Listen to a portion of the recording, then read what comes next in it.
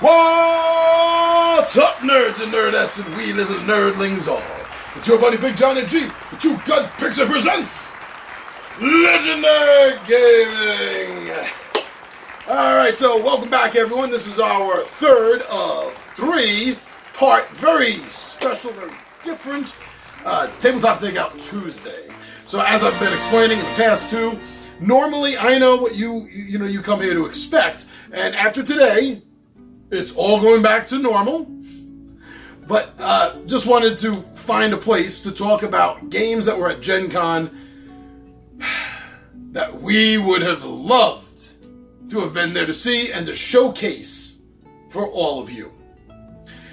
Maybe next year, maybe the year after that, who knows, but for right now, all we have is Gen Cans.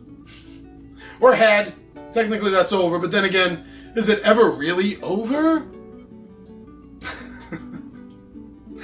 Alright, so for the last 3 games, I think these were interesting enough, fun enough games that if we had been there, we would have been streaming for all of you.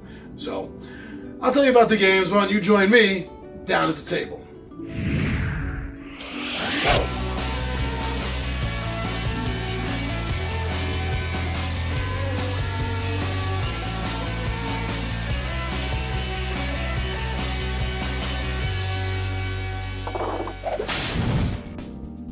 And thank you so much for deciding to hear what these last 3 are. Yes, if I had been to Gen Con, then I believe that the games that we've been talking about, I would definitely be wanting to showcase for all of you. And myself. Let's be honest, I don't want to showcase a game that I don't think looks good. Now, I noticed something. As I said in the last 2 videos, there's no order that I really put these games in, other than I guess maybe the order I discovered them. Maybe that's like the only real order. There's no impact, there's no value, there's nothing to the order. And that's still true.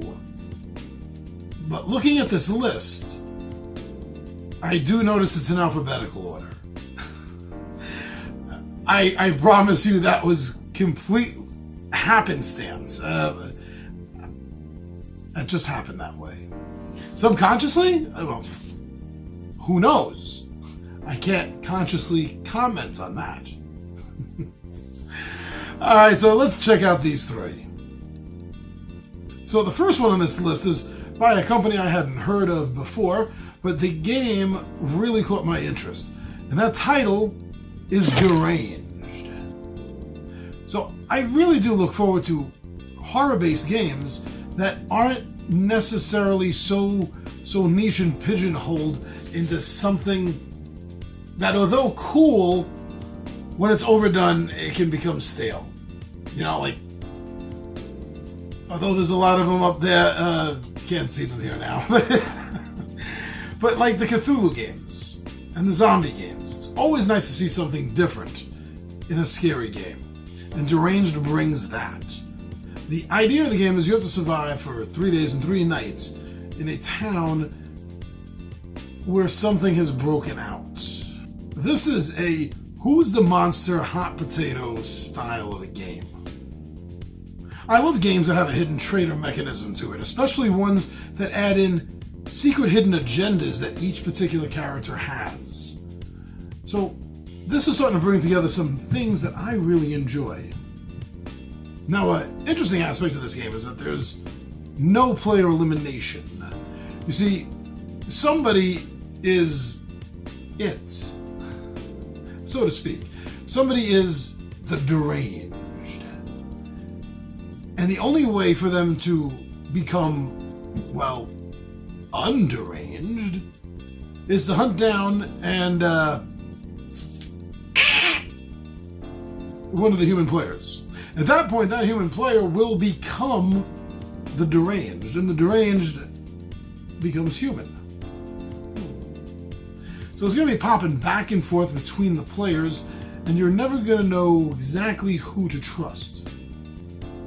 I've always enjoyed games that have modular boards. Even if they don't snap together or click together or puzzle piece together, I do enjoy modular boards because it makes every time you play the game, it's going to make it that much different, that much more interesting. And you can't always rely on the same tactic that you might have relied on in the last game. Now, to go along with the board, this game also boasts some really nice miniatures. It's not necessarily a miniatures game. It's more of a deck building game, actually. I run lukewarm on deck building games. I either really, really like them, or they just don't seem to work for me. Everything I've been reading and watching about this game, I have high hopes that it's going to work for me in this instance. Now, from horror, the next game takes us to the genre theme of fantasy. From Arcane Wonders, we have a 3 to 5 player game, ages 14 and up, Dragon Scales. This is a semi-cooperative, competitive game where you and the other players, and I think I've been seeing a little bit of a trend with this concept, and I'm loving it. Come on, keep running with it. You and the other players are villains. You're all powerful lords of evil. There's one thing you all have in common. None of you have been able to take down the Green Dragon. But teaming up together, you know you can do it and get his hoard. Besides the whole idea of playing villains, so therefore you don't really have to help all the other players all the time, just when it suits you. This game also brings into play variable player power. So each character that the players are going to be running is each going to have their own ability. And in most cases with games like this, it's something that can help you bend or break a rule. I also like the fact that I've been seeing a lot about this game having different paths to victory. And I like that. I'm not saying this is a sandbox game, but when you have that component in a game, it does sort of add a little bit of that feel, at the very least, to that. So I'm very curious to see how that plays out exactly and how that's going to work. Now, honestly, I can't say for sure that this is something I remember actually reading about the game or seeing in a video about the game.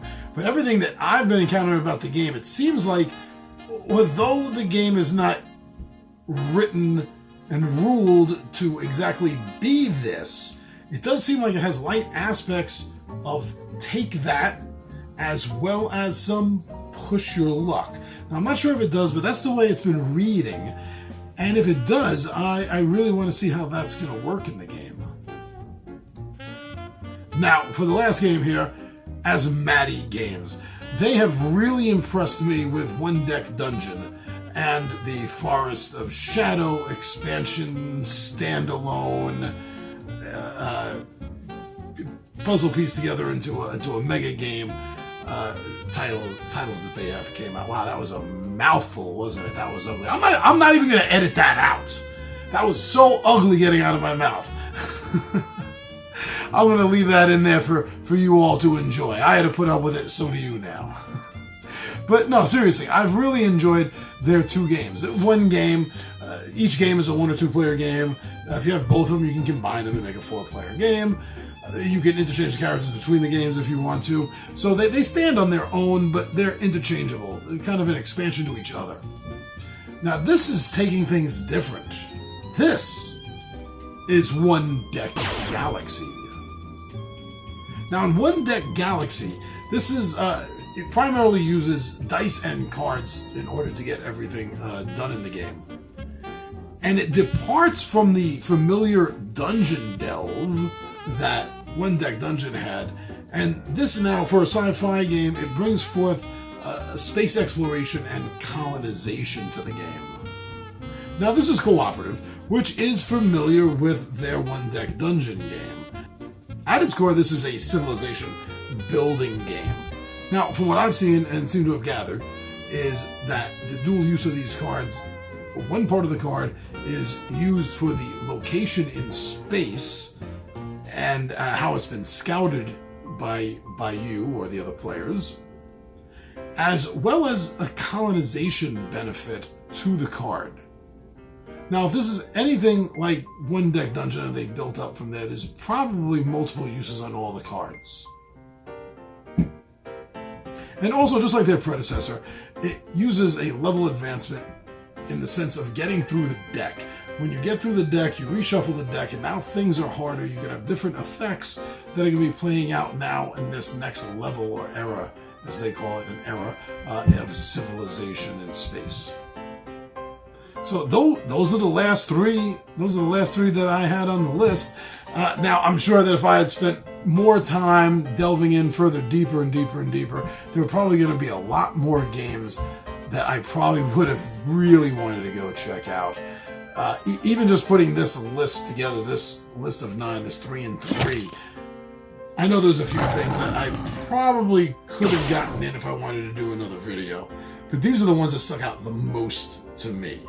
So I hope you enjoyed some of the games that I've selected from Gen Con 2019 to sort of present to everyone. Were you there? What games did you like? Or maybe you didn't get a chance to go, but like me, you were following a lot of the coverage. What game or games would you have loved to have seen? Or maybe covered for yourself? Let us know. Because I'm always looking for a good game, as you can tell. Don't have quite enough yet. So thank you very much, everyone, for checking us out on Facebook, Instagram, and Twitter.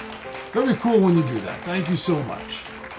Of course, I know that people have been heading over to the Two Gun Pixie Zazzle store. I've been seeing that. A couple of sales trickling in here and there, so that's always very cool. Thank you so much. And even if you didn't buy anything there, even if none of our nerdy phrases or RPG designs like this didn't grab your attention, thank you for at least going over and taking a look and seeing if there was anything there. Thanks for just giving us your moment. That was really cool. You rock. But you know what? You also rock for another reason. Because you and everyone else watching this video, you come here to YouTube, you subscribe to our channel, you watch our videos, you like them, you comment on them. And when we're lucky, you might share one of our videos and let others know that you think that was a good video. And Two Gun Pixie, it's pretty damn cool. So thank you. Hats off to all of you. I doff my imaginary hat with full intent. Thank you, everyone.